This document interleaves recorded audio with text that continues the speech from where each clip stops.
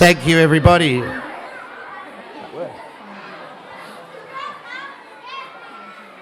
scared myself, don't worry. Thank you very much for listening and for all getting here on time. I'd like to introduce Lily Trappett to do Welcome to Country. Thank you.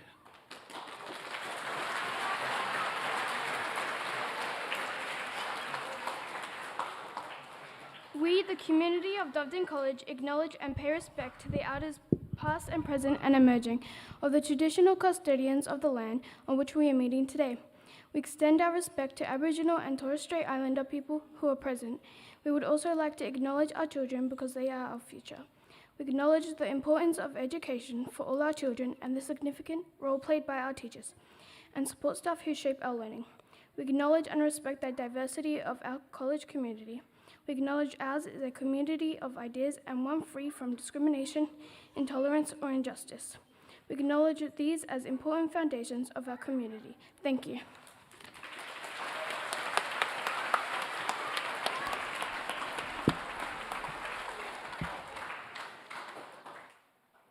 Thank you, Lily. And on a special day like Anzac Day, I'd also like to pay respect to all the Indigenous people who fought in our wars over the years as well. Today is a very, very special day on the Australian and New Zealand calendar, and it's a very special day on the Doveton College calendar. Something that we do exceptionally well at Doveton College is to pay respect to each other's cultures, and in both Australia and New Zealand, yesterday being Anzac Day is a day that we pay respect to those who have fought in wars in the past. Today's assembly is to commemorate yesterday's Anzac Day here at Doveton College. The assembly will run in this order. We will be having a distinguished guest later, which is Mr. Les Hughes, and he'll enter accompanied by Mr. Taniora Hupapa and our wreath bearers. They're going to place our wreath later. And of course, we will be doing the usual 1 minute silent where we will reflect on the importance of today.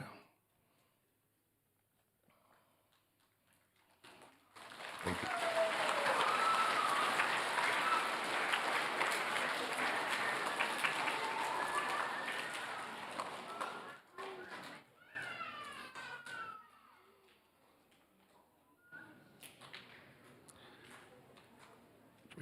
I'm now going to throw to Mrs. Hupapa to do the Maori Acknowledgement of Sacrifice.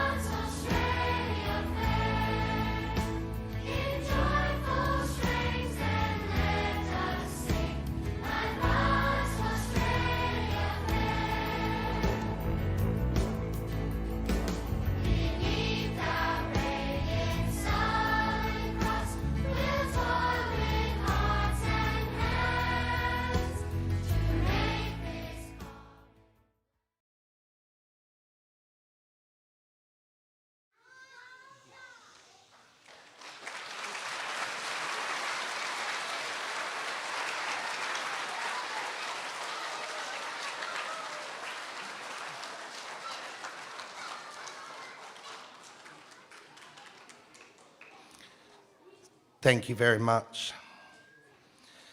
As I said earlier, Anzac Day is an important day on the calendar for all Australians and New Zealanders.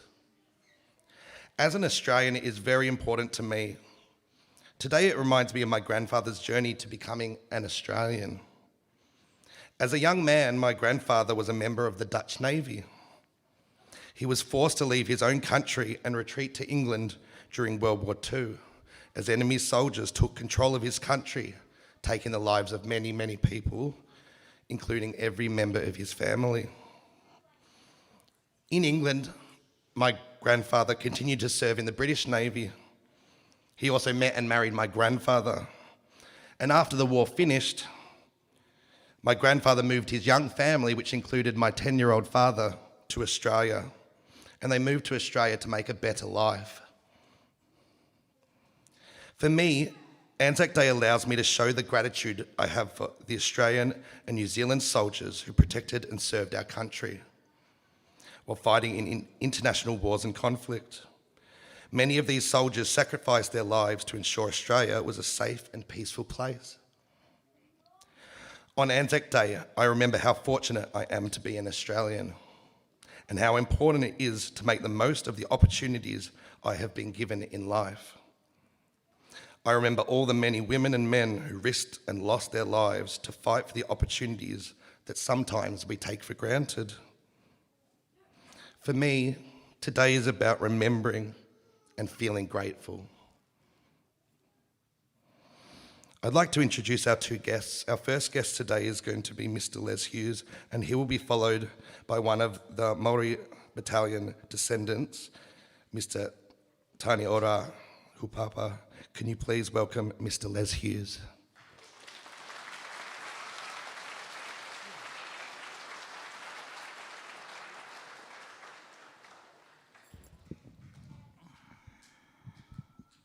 Thank you. We are gathered here today to honour the memory of those gallant men and women who sacrificed their lives in the service of their country.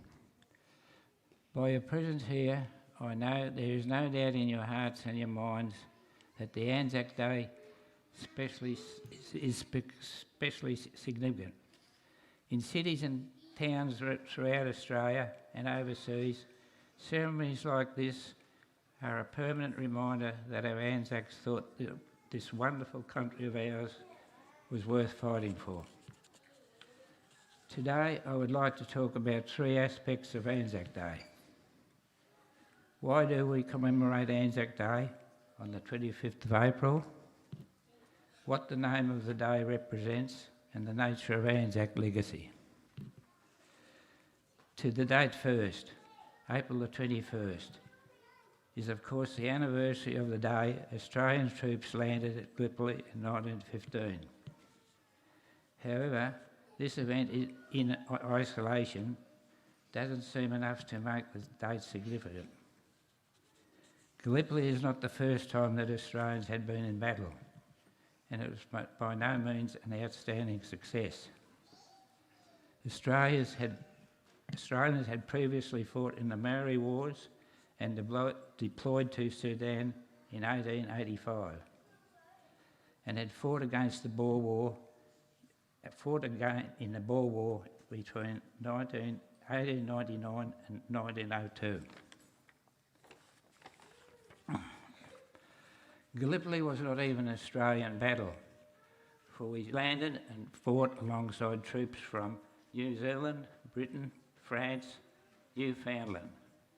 So why have we chosen April the 25th? What made Gallipoli different for Australians was that it was the first major battle we Australians fought as a nation. Soldiers from every state of the new Federation of Australia volunteered and fought. What seared itself into our national soul was the sheer scale of our casualties. Anzac lasted 8.5 months.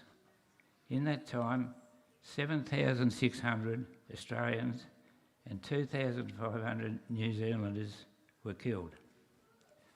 24,000 were wounded. Gallipoli was a battle we lost, and people still ask why we celebrate defeat. The answer is, I believe, that in commemorating Anzac Day, we never set out to celebrate victory. Had we wanted to, we had plenty of other opportunities in our military heritage. After Gallipoli, Australians won many famous battles in France, Flanders, Palestine, in the Great War, and in North Africa,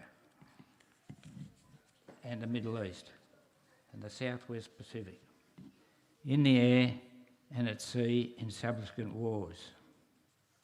This is not to mention Korea, Malaya, Borneo, Vietnam, in which Australians fought with distinction. But to return to my point, April the 25th is not about military victory. It is that as a people, we choose a day when loss of war first scarred the conscience of a young nation. The loss was felt across the whole community, and it was a tragedy we can all associate with. My second point about ANZAC concerns the very term, ANZAC Day. If you think about it, ANZAC is not a battle and ANZAC is not a place. ANZAC is a collective noun for a group of people. Thus, ANZAC Day gives us as a nation the opportunity to think as individuals, ordinary Australians serving the nation in times when we as a democracy have seen our land or interests threatened to such a degree that it's been necessary for us to go to war. We think of those who served, those who joined to make the formidable fighting and support forces that Australia was and still is proud of. We salute their fellowship and courage. We think of the families, those who stayed behind. They battled their own problems in tough times of war and supported those who fought. We salute their endurance and strength. We think of the prisoners and the wounded, those who still suffer today. Above all, on ANZAC Day, we honour those who died for us, for our nation Australia, and for peace. But what of the ANZAC legacy? The fact that ANZAC Day is a day for the people is evident in the way we mark it. It is not a day of military parades and power. It is a day of gatherings, of veterans or reunions, of service, of community involvement, of reflection and honouring our forebears. If we do celebrate anything on ANZAC Day, it is the legacy of those who fought at ANZAC gave us, those who followed them, strengthened and enriched. In the face of adversity, the ANZACs demonstrated beyond any doubt that the necessary military virtues of duty, courage, teamwork, resolution and self-sacrifice. But they added a few unique qualities of their own: mateship, trust, a discipline based on their own mateship, trust, and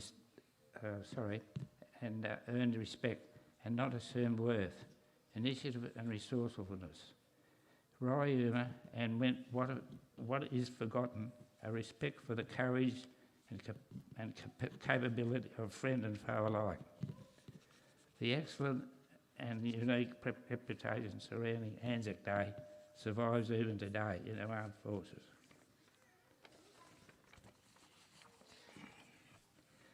Today, a new generation of soldiers, airmen and sailors are serving in troubled locations, including Afghanistan, Timor, Egypt, Iraq and the Middle East, Sudan and the Solomon Islands. It is now a long-standing tradition of ANZAC Day that we pause to remember those that suffered up their life in defence of their nation and community, which is the greatest contribution any citizen can make. The tradition is as relevant today as it was when our troops landed on the beaches of Gallipoli in 1915.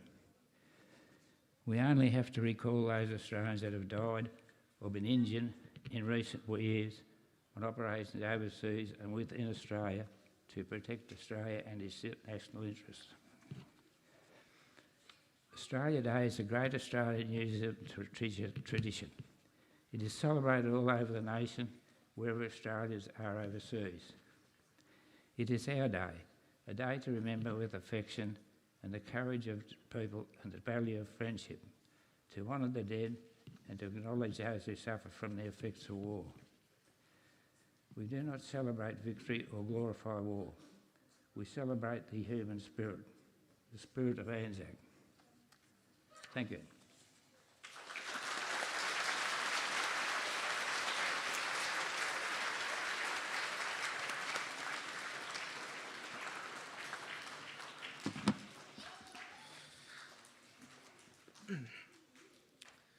Ko hikurangi te maunga, ko wāpū te awa, ko Ngāti Porou te iwi, tihei Maori ora. Hikurangi is my mountain, Waipu is my river, and Ngāti Porou is my tribe. Good morning everyone, my name is Tangiora Haupapa. I am direct descendant of Private Rāputa Bob Maru, serial number 65299, who served in the C Company of the 28th Māori Battalion during the World War II. My name Tangiora means the cries that women had as they said their final goodbyes to men as they left for war. When I was 12 years old, I went to Northern Africa, Italy and Greece, visiting the battlegrounds that my great-grandfathers fought on. My memory takes me back to Crete, which is in Greece. The Battle of 42nd Street in 1941. The Australian 27th and 28th Battalions and the New Zealand 28th Battalion, which my grandfather served in, were held up in the gutter alongside 42nd Street facing towards an olive grove. German paratroopers had landed the week before and were slowly pushing ANZAC forces off the island. Our boys were outnumbered 3-1. They were at half strength from retreating. However, through the gunfire and smoke, Captain Awatere of the C Company threw his weapon down, climbed on top of a mound of dirt and performed the haka, which is a ritual us Māoris perform before we go into war. As he performed the haka, the rest of the companies joined in, and so did the Australians. And they fired up their brave and their might, fixed bayonets and charged out like bulls in the gate. They pushed back those German forces 3 Ks, even though they were outnumbered.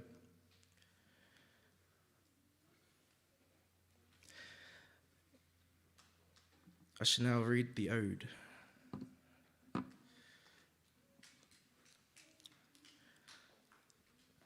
They shall not grow old, for we who are left grow old.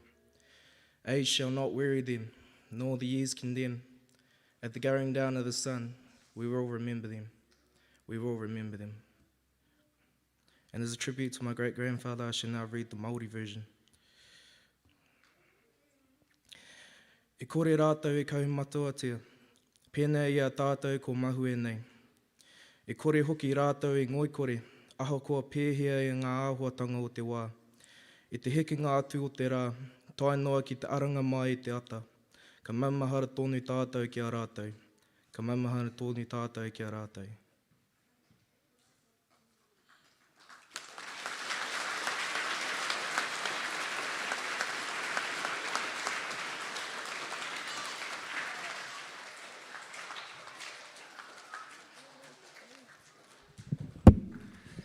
Thank you very much, Mr. Paul and Mr. Hupapa.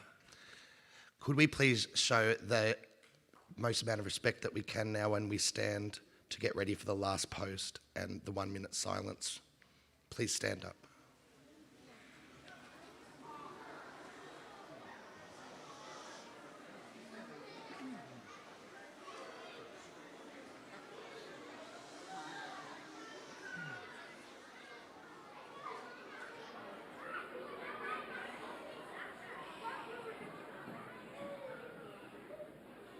It will begin when everybody is quiet and being respectful.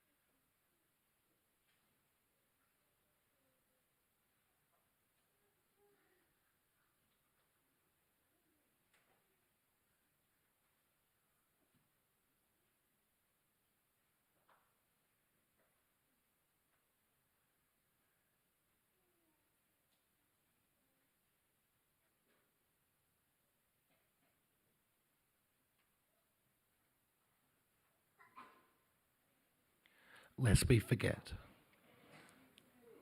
Could you all please sit?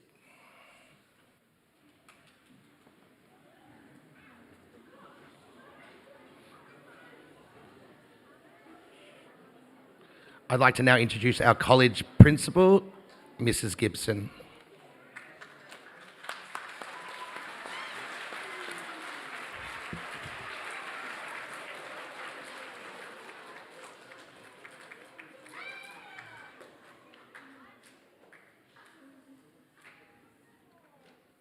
Good morning, everyone. Good morning, students, staff, guests, Miss Judy Waters, College Council President, Mr. Hughes, Mr. Hupapa, and all of those watching us online. So this year I asked myself, what does ANZAC Day mean for me? And for me, it's many things. It's a day of gratitude. Gratitude for the people who are dedicated, brave and committed to keeping us safe and guaranteeing our freedom. These are not just people of the past and past conflicts, but those who serve in the current day and indeed those who serve in the future. For me, it's a day where I think about sacrifice. The sacrifices made by so many is enormous, not just those who sacrificed their lives, but also their livelihoods, those who left their families to make the world a better place. It's also for me about sadness. Sadness for those who have died in these endeavours, for families who've lost their loved ones, and sadness for what might have been. And also some sadness that differences could not be resolved through diplomacy, through acceptance, negotiation, and a good dose of kindness. But mostly it's about respect. Respect for those brave people who put their country and the interests of others before their own. Respect for the mateship, the loyalty and the selflessness that people showed each other. Respect for those in the past who made those sacrifices and endured suffering. And respect for those who make the choice today to serve their country to protect us and our freedoms. You've heard some stories today, and over the weekend I read lots of stories about people who had served. Stories like that of Arthur Leslie Leggett, who enlisted in the army in November 1939 at the age of 21. He fought in the battles of Bardia, Tobruk and Crete before becoming a prisoner of war. He is now 102 years old and is still reflecting on his time. What about Mrs. Sadie Gow, who met her husband Sydney on a boat as they were deployed to Papua New Guinea? She worked in signals, passing information to Australia using Morse code. Sydney, her husband, went behind enemy lines to get this vital information. Mrs. Gow is now 100 and she marched in the ANZAC Day parade yesterday in Hobart. There are so many stories that describe the bravery, the courage and the sacrifices that were made. We must honour these people whose stories they are, and we must continue to tell those stories and learn the lessons of the past as they guide us into the future. I went to the football on Saturday night, and before the game they have an ANZAC Eve Commemoral service. In a stadium that can hold 100,000 people, there weren't 100,000 people there on Saturday night, there were actually 58,000. 58,000 people came together in complete silence to honour those who have fallen. And it says a lot that all of those people, no matter what was going on in their lives, no matter how excited, how nervous, how impatient, how anxious they were, stopped together to show that respect. As Australians and New Zealanders commemorate the ANZACs and all servicemen and women, in ceremonies like that I attended on Saturday night, in yesterday's dawn services, and in assemblies like this, both here and New Zealand, we pause and reflect on the service and sacrifice of those who served to defend our nations, and importantly, those who continue to serve today. I'd like to thank Mr. Papa, Mr. Alter, Mr. Hughes, Tangiora Hupura, Lily and Farrelly for leading us today in our ANZAC Day commemorations, lest we forget.